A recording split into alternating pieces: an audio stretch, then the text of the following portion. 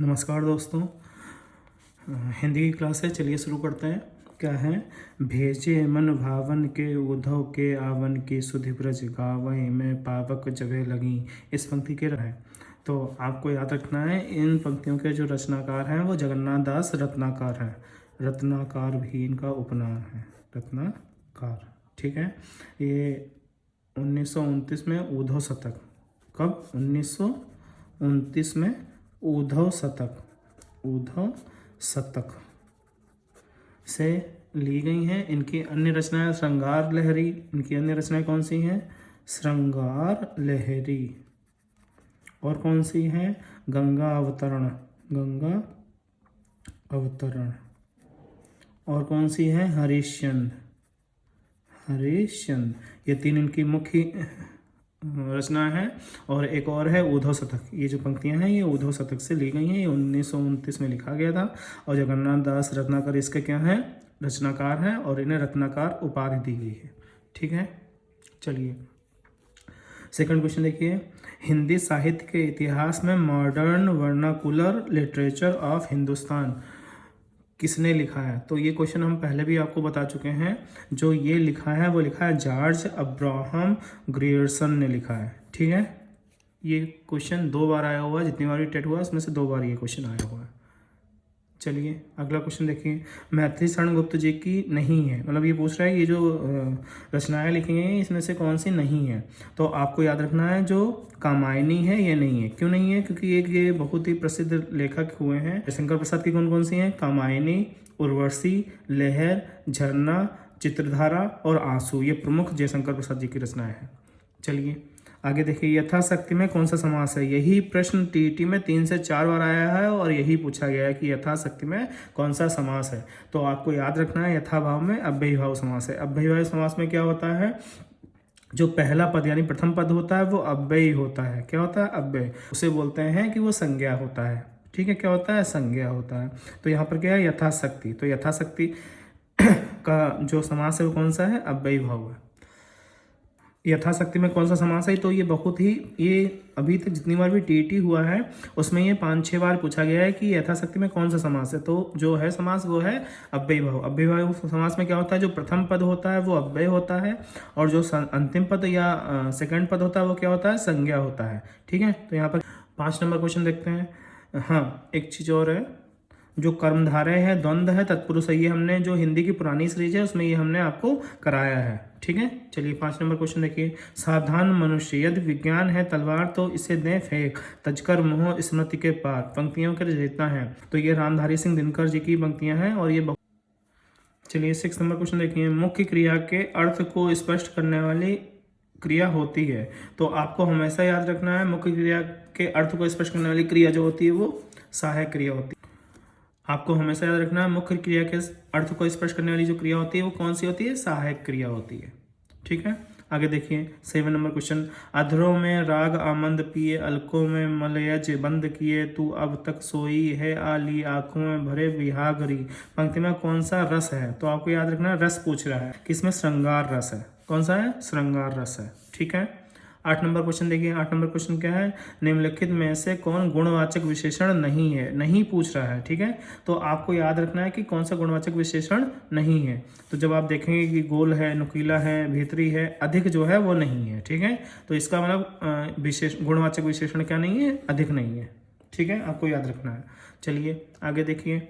हिंदी भाषा और साहित्य नामक ग्रंथ के लेखक हैं। एक हिंदी भाषा और साहित्य, एक ये ग्रंथ है, ये किसका है ये पूछ रहा है। तो ये डॉक्टर श्याम सुंदर दास जी का है। किसका है? डॉक्टर श्याम सुंदर दास जी का। ये बहुत ही फेमस कवि हुए हैं। इन्होंने एक सभा की स्थापना की थी, जो सभा की स्थापना की थी जिसे बोलते हैं काशी नागरणी प्रचारणी सभा बोलते हैं। और ये पूछा था कि काशी नागरणी प्रचारणी सभा की स्थापना किसने की? तो डॉक्टर श्याम सुंदर दास जी ने की थी। ठीक है। इनकी अन्य रचनाएं कौन कौन सी हैं? इनकी अन्य रचनाएं हैं साहित्य लोचन। कौन सी है? साहित्य लोचन है। और कौन सी है? भाषा विज्ञान है। और क्या है? भाषा विज्ञान है। और कौन सी है? कोविद रत्नमाला है। कोविद रत्नमाला। ये इनकी अन्य प्रमुख रचनाएं हैं जो पूछी जाती हैं। ठीक है। चलिए अब एक ये आप यहाँ पर ऑप्शन पढ़ रहे हैं डॉक्टर हरदेव वाहेरी। जब आप किसी भी कंपटीशन एग्जाम की तैयारी करेंगे डॉक्टर हरदेव बाहरी एक बहुत ही अच्छे लेखक हुए हैं। इनकी किताबें आजकल जो हम लोग कंपटीशन देते हैं, जैसे एसएसटी हो गया, पेट हो गया, टेट हो गया, सीटेट हो गया, या यूपीएससी की तैयारी करते हैं, यूपीपीसीएस की तैयारी करते हैं, तो उसमें क्या होता है, हरदेव बाहरी की हिंदी की किताब आती है, बहुत ही फेमस है, बहुत सारे बच्चे ये पढ़ते हैं। इसमें निबंध लेखन है, पत्र लेखन है, और तत्सम है, तद्भव है, विलोम है, पर्यायवाची शब्द हैं। ये बहुत ही फेमस बुक इनकी आती है, और बहुत सारे बच्चे जो कंपटीशन की तैयारी कर रहे हैं उन्हें पता भी होगा इस चीज़ के बारे में। चलिए 10 नंबर क्वेश्चन देखते हैं। शुद्ध वाक्य है, तो अब ये सारी चीज़ दी गई है, इसमें शुद्ध वाक्य पूछ रहा है। देखिए क्या है, राम ने एक थैला और 2 पुस्तकें खरीदी। ठीक है, राम ने एक थैला और 2 पुस्तकें खरीदी। राम ने एक थैला और 2 पुस्तकें खरीदा। राम ने एक थैला और 2 पुस्तक खरीदे। तो ये दोनों तो गलत हो गए। अब बच्चे ये दोनों, इसमें क्या है, खरीदी, इसमें खरीदी, खरीदी। तो ये वाला वाक्य सही है, राम ने एक थैला और 2 पुस्तकें खरीदी। ठीक है, जब आप बाकी पढ़ेंगे, बहुत सारे चीज़ों का अभ्यास करेंगे, तो आपको ये वाक्य अपने आप समझ में आ जाएगा कौन सा सही है और कौन सा गलत। चलिए 11 नंबर क्वेश्चन देखते हैं। रसों को उदित और उद्दीपित करने वाली सामग्री क्या कहलाती है? तो आपको याद रखना है, रस जो होते हैं उससे उद्दीपित करने वाली या उदित करने वाली जो सामग्री होती है वो होती है विभाव। क्या होती है? विभाव। ये 2 प्रकार का होता है। कितने प्रकार का होता है? 2 प्रकार का होता है। एक कौन सा होता है? आलंबन। एक क्या होता है? आलंबन।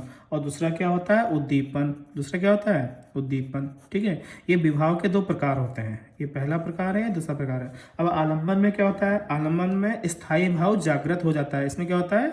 स्थायी भाव क्या होता है? जागृत होता है। और इसमें क्या है? उस स्थायी भाव जो होता है वो तीव्र हो जाता है। क्या हो जाता है? तीव्र हो जाता है। इसमें क्या है? आलंबन में जो स्थायी भाव है वो जागृत होता है, और उद्दीपन में क्या होता है? स्थायी भाव तीव्र हो जाता है। ठीक है, ये क्वेश्चन आया हुआ है और इम्पोर्टेंट है। चलिए 12 नंबर क्वेश्चन देखिए।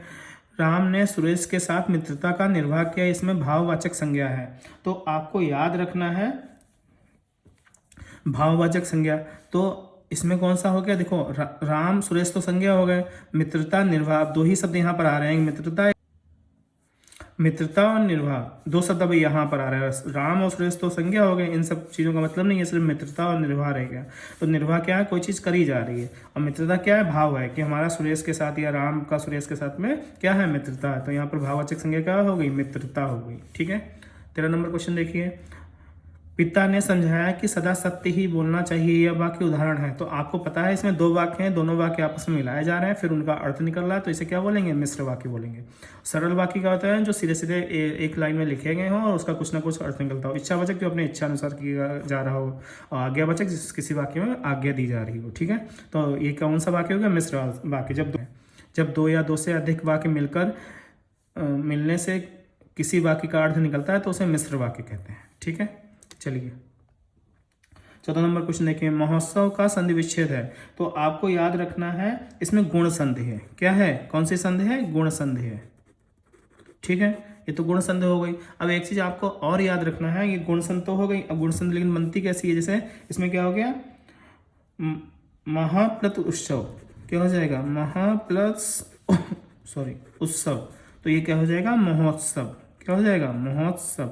ठीक है, अब ये जब महोत्सव हो गया तो यहाँ से हमें क्या मिल रहा है? बड़ा आ मिल रहा है। यहाँ से क्या मिल रहा है? ओ मिल रहा है। दोनों मिलकर क्या हो रहा है? ओ हो रहा है। ठीक है, तो इसे क्या बोलते हैं? गुण संधि बोलते हैं। ठीक, जैसे महोत्सव हो गया, और क्या हो गया? विद्योन्नति हो गई विद्या उन्नति या विद्योन्नति बोलते हैं। ठीक है, और क्या हो गया?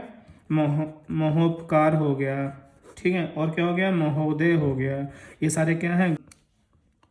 ये सारे क्या हैं? विद्योन्नत हो गई, महोपकार हो गया, महोदय हो गया, महोत्सव हो गया। ठीक है, ये सब क्या है?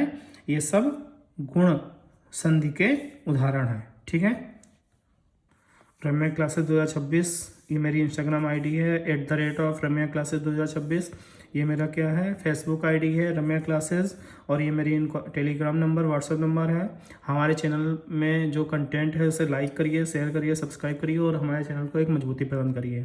आप लोग एक चीज़ देखते होंगे कि जो नाच गाने वाले वीडियोज़ हैं या बाकी जो वीडियोज़ हैं हंसी मजाक वाले, फुलहड़ता वाले, या जो हमारे समाज के लिए अच्छा नहीं है उन्हें लोग बहुत लाइक करते हैं, शेयर करते हैं, फॉरवर्ड करते हैं, ठीक है। और जो पढ़ाई वाले चैनल है जिससे हमारे देश का भविष्य बन सकता है, हमारे देश के बच्चों का भविष्य बन सकता है, उन्हें लोगों का सपोर्ट नहीं मिलता है। प्लीज़ ये मेरी रिक्वेस्ट है कि जो भी इसे देख रहा है, आपका नहीं मतलब का है कंटेंट, तो आप जो पढ़ने वाले बच्चे हैं आप उन्हें ये फॉरवर्ड कर दीजिए। इससे हमारे चैनल को मजबूती मिलेगी और जिससे हम आपके लिए और अच्छा करने का प्रयास करेंगे। जय हिंद दोस्तों।